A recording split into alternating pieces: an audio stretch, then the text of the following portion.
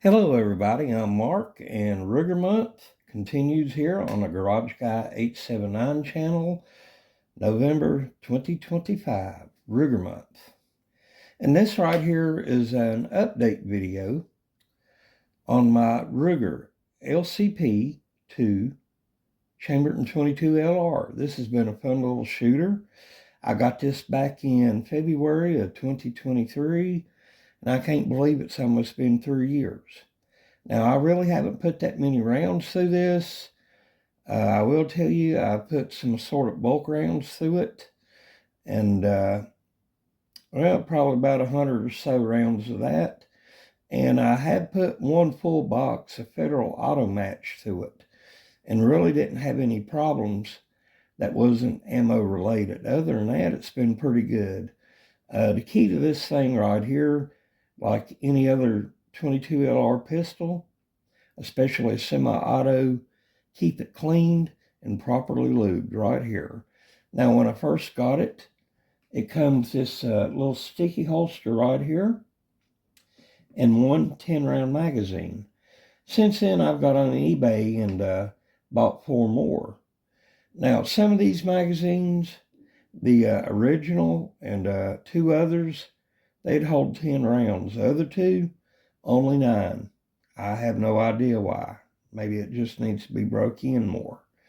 But anyhow, I've seen some other videos on this pistol, and a lot of people go to the MCarbo website and they order some parts to upgrade it with. And a lot of those videos have been really positive with good results. Mine is all factory original, but I decided, hey, why not give it a try? Maybe it'll work even better.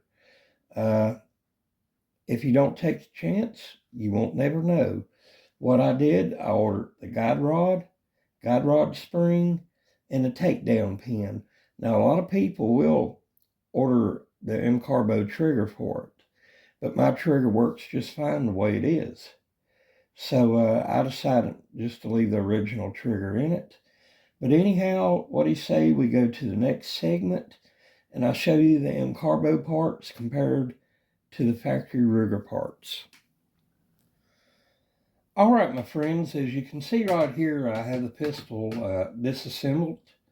Right here are the factory Ruger parts, and right here are the factory MCarbo parts. Here's the guide rod, MCarbo recoil spring, and the MCarbo takedown pin.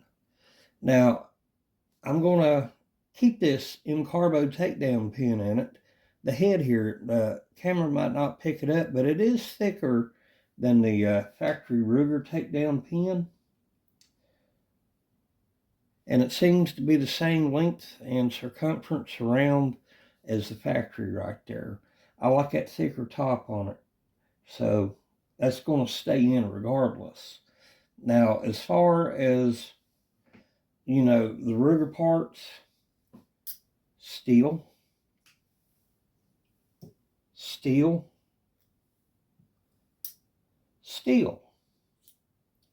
MCarbo parts, takedown pin, steel, guide rod spring, steel. But here's what surprised me, the MCarbo guide rod itself. Must be aluminum. It's not sticking. Maybe they figured a lighter weight guide rod spring would work better. I don't know. Like I said before, it worked fine just the way it was with factory original parts. And some people might think, Mark, well, if it worked fine, why are you putting these others in it? Well, I'm just trying something different, a little experimentation.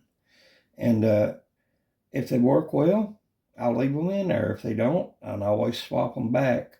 But like I said, irregardless, that right there, that MCarbo takedown pin, that's going to stay in it.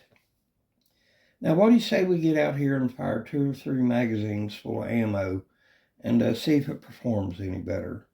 Let's see what happens. Let's put a few rounds to this little guy right here. See if them MCarbo parts make any difference. It was a pretty good little shooter to begin with. We'll see.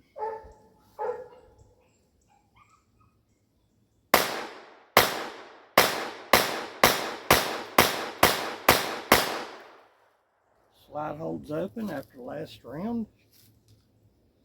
All right.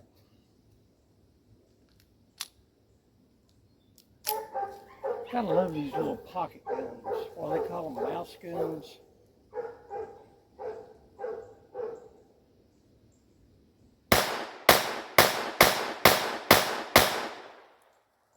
Seven rounds. Got one here still. All right.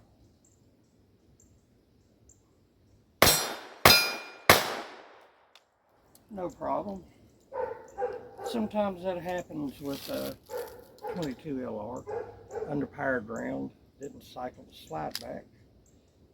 And sometimes they're so underpowered, they won't even cycle a slide this light back. But that's okay, that happens. Still, I love some 22 LR.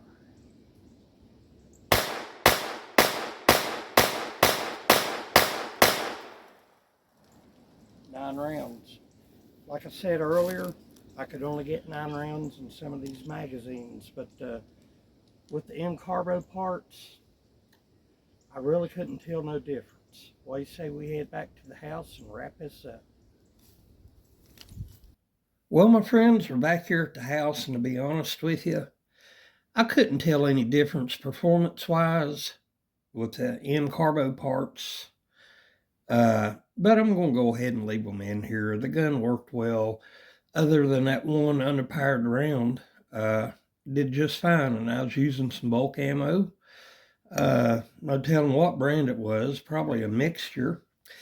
And something else I remembered from the original videos I did on this, stingers will not fit in these magazines. They're just a hair too long.